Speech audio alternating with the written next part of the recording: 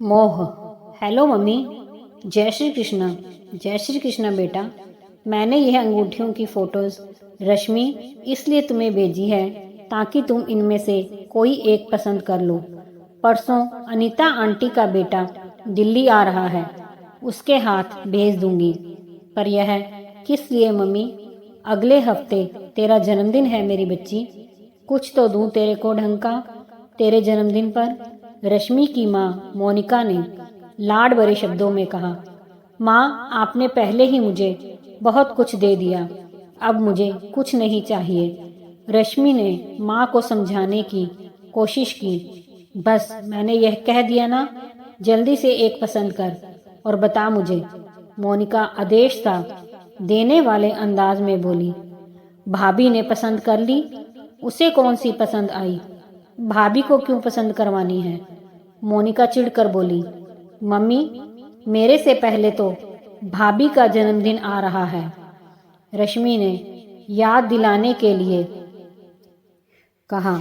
आ रहा होगा, देख लेगी उसकी माँ, जो देना है दे देगी।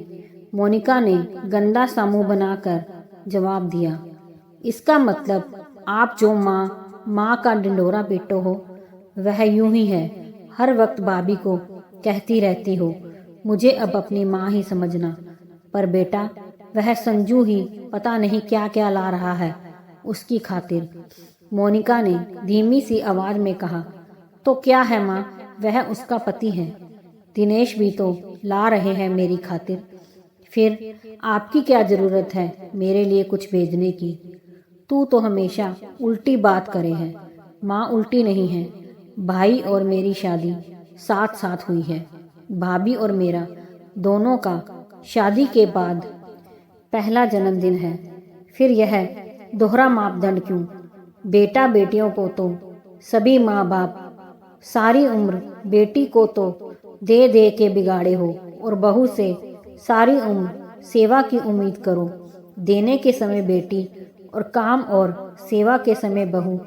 पहले दिन ही आपने कहना शुरू कर दिया था अब तो बहू आ गई, मैं तो आराम से बैठूंगी। रश्मि ने अपनी माँ की बात काटते हुए थोड़े सख्त लहजे में कहा। रश्मि, कह तो तुम बिल्कुल ठीक रही हो। सच में हम माएँ बेटियों के मुंह में ही बावली हुई रहती हैं। तो छोड़, अब तेरी खातिर नहीं, मैं अपनी बहू की खातिर अंगूठी लेकर जा रही हूँ। यह कहते हुए मोनिका ने एक सुंदर सी अंगूठी उठाई और उसका बिल बनवाने लगी।